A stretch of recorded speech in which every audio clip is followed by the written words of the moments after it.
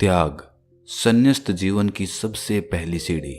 संन्यास्त जीवन तो छोड़िए, सांसारिक जीवन में भी त्याग के बिना आप कुछ हासिल नहीं कर सकते। आज की जो कहानी मैं सुनाने जा रहा हूँ वो त्याग पर आधारित है। इस कहानी को सुनकर आपका मन त्याग को अच्छी तरह से समझ जाएगा। इससे पहले कि आप इस कहानी में खो जाएं, इस चैनल को सब्सक्राइब जरूर कर लें। तो चलिए कहानी शुरू करते हैं। किसी गांव में मंगल नाम का एक आदमी रहता था। वो अकेला ही उस गांव में अपना जीवन व्यतीत करता था। उसका कोई परिवार नहीं था।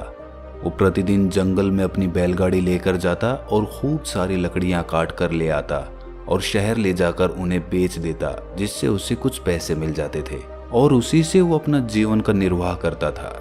एक दिन दोपहर के बाद का समय था। मंगल बैलगाड़ी पर लकड़ियां लेकर शहर की ओर जा रहा था। तभी जंगल में उसे एक आदमी दिखाई दिया जो पैदल चलते चलते थक गया था। वो आदमी शहर का रहने वाला था। उसका नाम सूरज था। मंगल को देखकर सूरज कहता है कि भाई, यदि आप शहर की तरफ जा रहे हो तो मुझे आप अपनी बैलगाड़ी पर बैठा लो। मैं पैदल चल चल कर थक गया हूँ और यहाँ कोई सवारी भी नहीं मिल रही है। यदि आप मेरी मदद कर देंगे तो मैं आपका बहुत आभारी रहूँगा। मंगल उसकी बात मान लेता है और सूरज को बैलगाड़ी पर बिठाकर ले जाता है और उससे कहता है कि मनुष्य ही मनुष्य की सहायता नहीं करेगा तो कौन करेगा। दोनों पूरे रास्ते बहुत प्रेम से बातें करते हुए आते हैं। जब वो शहर में पहुंच जाते हैं तब सूरज मंगल को अपने घर का पता देते हुए कहता है कि तुम अपना काम करके मेरे घर अवश्य आना। मैं चाहता हूं कि तुम अतिथि बनकर मेरे यहाँ पर पधारो। तुम्हारा आदर सत्कार कर मुझे बहुत खुशी होगी। मंगल सूरज की बात सुन उससे कहता है कि मैं जरूर आऊंगा और ये कहकर सूरज अपने घर की ओर निकल जाता है। अपने घर पहुंचकर सूरज बड़ी ही उत्सुकता से मंगल की राह देखने लगता है। मंगल जब लकड़ियां बेच चुका होता है तो संध्या होने के बाद वो सूरज के घर के लिए निकल जाता है। जैसे ही मंगल सूरज के घर पहुंचता है तो वो उसे देखकर बहुत प्रसन्न हो जाता है और बड़े आदर से उसका स्वागत करता है।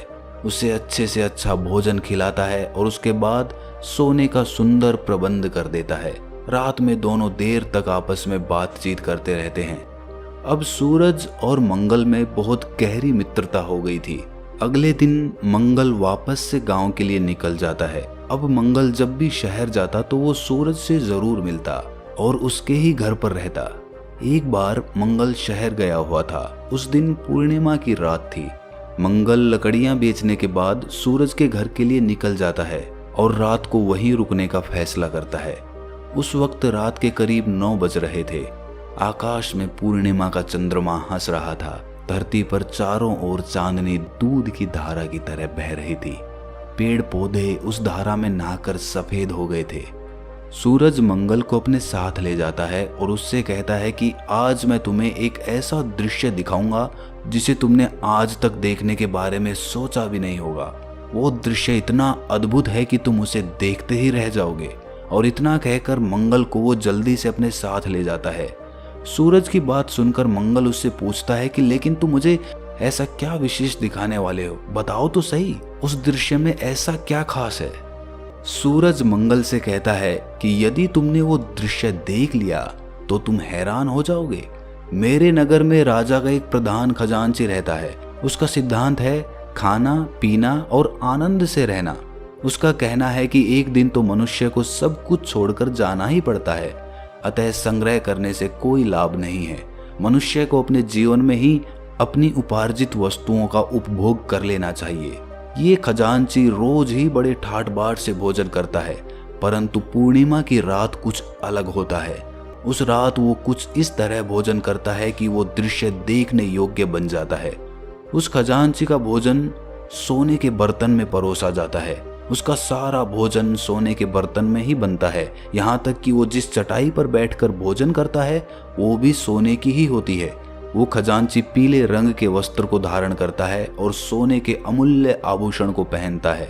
यहाँ तक कि उसके सभी नौकर चाकर भी पीले वस्त्र तथा सोने के आभूषण धारण किए रहते हैं। इस चांदनी रात में खजांची के घर एक ऐसी स्वर्ण आभा बिखरी रहती है कि मनुष्य का मन ही नहीं, देवताओं का मन भी ललक उठता होगा, लालच से भर उठता होगा।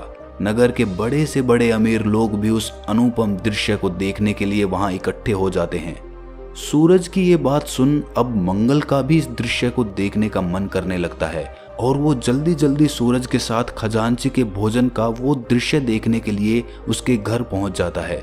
जब वो वहां पर पहुंच जाता है तो देखता है कि वहां पहले से ही मेला लगा हुआ था।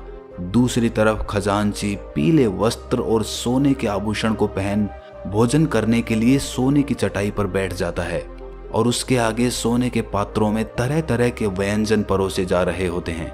ये दृश्य देखकर मंगल अपने मन को वश में नहीं कर पाता। वो धीरे से सूरज को कहता है कि ये तो सचमुच अद्भुत दृश्य है। मैंने आज तक ऐसा दृश्य कल्पना में भी नहीं सोचा था, देखना तो दूर की बात है। काश मैं भी एक दिन इसी तरह का भोजन कर पाऊं। पर क्या कभी संभव हो सकता है? नहीं, इस गरीब के जीवन में ये कभी नहीं हो सकता। जब मंगल ये बात धीरे से सूरज से कहता है तब खजांची ये बात सुन लेता है। वो दृष्टि उठाकर मंगल की तरफ देखता है। उसे मंगल के मुख पर कुछ अनूठापन सा दिखाई पड़ा। उसे लगा कि इस मनुष्य के शरीर के भीतर कोई चमत्कार है। कुछ समय बाद जब खजांची भोजन कर लेता है तब वो मंगल को अपने पास बुलाता है और उसकी ओर ध्यान से देखकर मंगल से कहता है कि मैं जानता हूं कि तुम मेरी तरह ही पूर्णिमा की रात का भोजन करना चाहते हो। ये सुनकर मंगल हैरान हो जाता है कि उसे ये बात कैसे पता चल गई। खजांची कहता है कि यूं हैरान मत हो, मैंने तुम्हारी बात सुन ली थी। यदि तुम मेरी तरह भोजन करना चाहते हो तो उसके लिए तुम्हें काफी कठोर तपस्या करनी होगी। क्या तुम ये कर पाओगे? ये सुनकर मंगल कुछ देर सोच में पड़ जाता है और तब कहता है कि श्रीमान, यदि एक दिन मुझे आपके समान भोजन करने का अवसर मिले तो मैं तब क्या पहाड़ भी उठाने के लिए तैयार हूँ।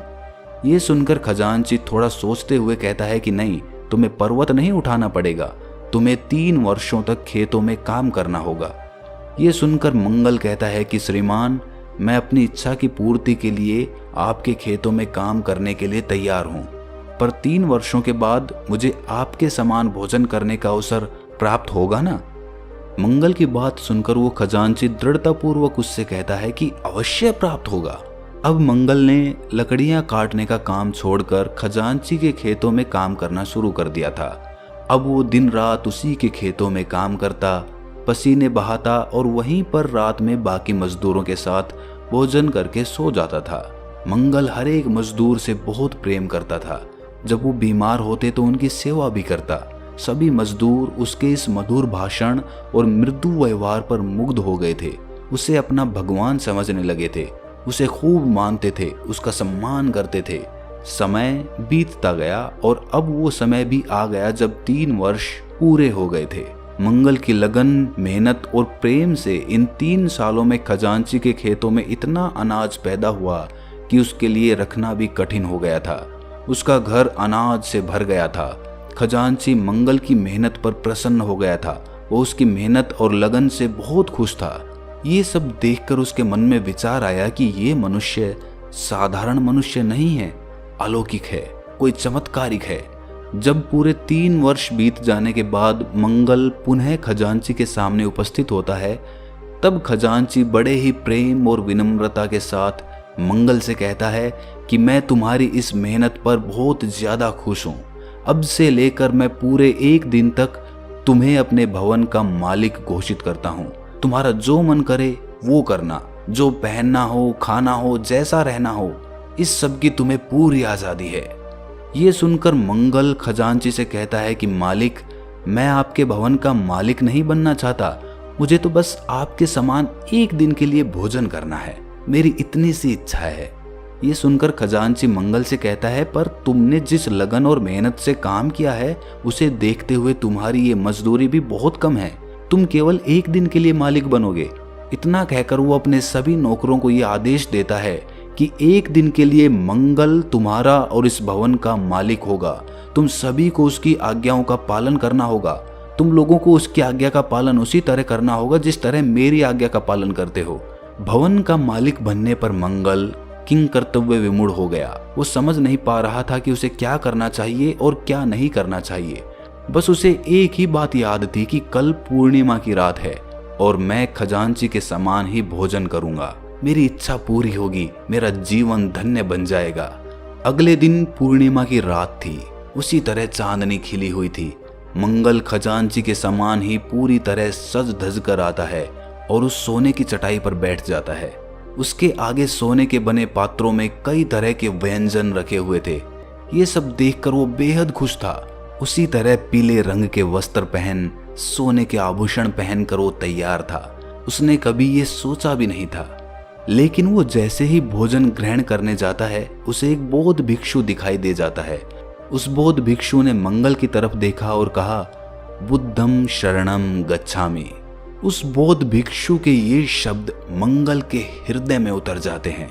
उसके हृदय के भीतर दिव्य प्रकाश उठने लगता है। उसे ऐसा महसूस होने लगता है कि जैसे सारा विश्व उसके भीतर समाविष्ट है, सारा ब्रह्मांड उसके भीतर है और सारे प्राणी भी। एक ही क्षण में मंगल का पूरा हृदय परिवर्तन हो जाता है। वो बिना किसी मोह के अपना भोजन भिक्षु को दान कर देता है। ये देख वहीं बैठा खजांची बहुत ही आश्चर्यचकित हो उठता है। वो बड़े आश्चर्य से उससे पूछता है कि मंगल, ये सब क्या है? तुमने ये सब क्या किया और क्यों? जिस भोजन के लिए तुम पिछले 3 वर्षों से इतनी मेहनत कर रहे हो, कठिन तप किया, आज जब वो भोजन तुम्हें मिला तो तुमने बिना कुछ सोचे समझे उस बौद्ध भिक्षु को दान कर दिया। ऐसा करने के पीछे क्या कारण है? तब मंगल उस खजांची की तरफ देखकर कहता है कि मैंने जो कुछ भी किया वो ठीक किया। श्रीमान, जो मैं हूं वही वो बौद्ध भिक्षु भी है। मैंने भोजन किया या बौद्ध भिक्षु ने किया, ये एक ही बात है, कोई फर्क नहीं है। हम एक ही समान हैं। मंगल की बात सुनकर खजांची उस पर मुग्ध हो जाता है। वो कहता है कि आज से मैं तुम्हें सदा के लिए अपने घर का मालिक बनाता हूँ। परंतु मंगल ने ये मालिकाना भी उस बौद्ध भिक्षु को दान में दे दिया। जब कुछ दिनों बाद मंगल के इस दान की खबर राजा तक पहुंची, तब वो भी मंगल के त्याग और सुंदर वचनों से प्रसन्न होकर उसे अपना पूरा राज्य देने की घोषणा करता है। लेकिन मंगल ने वो भी ना रखकर वो भी उस बौद्ध भिक्षु को दान में दे दिया। ये सब देखकर वो बौद्ध भिक्षु कहता है कि इस मनुष्य की मेहनत और लगन पर प्रसन्न होकर महात्मा बुद्ध ने इसे अपने शरण में ले लिया है। और जो प्राणी भगवान बुद्ध की शरण में जाता है, उसे ब्रह्मांड का राज्य भी तुच्छ लगने लगता है। उसके लिए ये सब कुछ नहीं होता और ना ही उसका इन सब से कोई मोह होता। मंगल के त्याग का प्रभाव खजांची और राजा के मन पर भी प्रभाव छोड़ता है और तब वो दोनों भी सब कुछ त्याग देने का मन बनाते हैं और अपना सब कुछ छोड़कर बौद्ध भिक्षु बन जाते हैं। ये कहानी सुनकर आपके मन में जरूर ये सवाल उठा होगा कि अगर हम सब कुछ त्याग देते हैं, यानी कि उस राजा ने अगर सब कुछ त्याग दिया, तो राजपाट कौन चलाएगा? सृष्टि की व्यवस्था कैसे बनी रहेगी? जी हाँ दोस्तों, ये सवाल तार्किक है और इसका जवाब जानना भी बहुत जरूरी है। परमात्मा की प्राप्ति के लिए त्याग बहुत जरूरी होता है, लेकिन हम जिस त्याग को जानते हैं वो त्याग कोई और ही त्याग होता है। हम अपने जीवन का निर्वाह करते हुए, अपनी जिम्मेदारियों का निर्वाह करते हुए, सारी मोह माया के बीच रहते हुए भी उस मोह माया से अलग रह सकते हैं। मतलब हमारा उस मोह माया से मोह नहीं होना चाहिए। हम जो भी करें, पैसा कमाएं, प्रेम करें अपने बच्चों से, अपने परिवार से, अच्छा घर बनाएं, अच्छी गाड़ी लें, लेकिन ये भी जान लेना जरूरी है कि दुनिया में सब कुछ नश्वर है। मतलब कभी ना कभी सब कुछ खत्म हो जाएगा। और जब आप पूरी तरह से किसी चीज के मोह में पड़ जाते हैं तो आप त्याग नहीं कर पाते। त्याग किसी चीज को छोड़कर दूर चले जाना नहीं है, बल्कि उसी चीज के साथ रहकर ये समझना कि वो नश्वर है। यही त्याग है और यही त्याग का मतलब है। अगर ये कहानी आपको पसंद आई तो इस चैनल को सब्सक्राइब जरूर कर लें। तो मिलते हैं अगली कहानी में, तब तक के लिए अपना ख्याल रखें।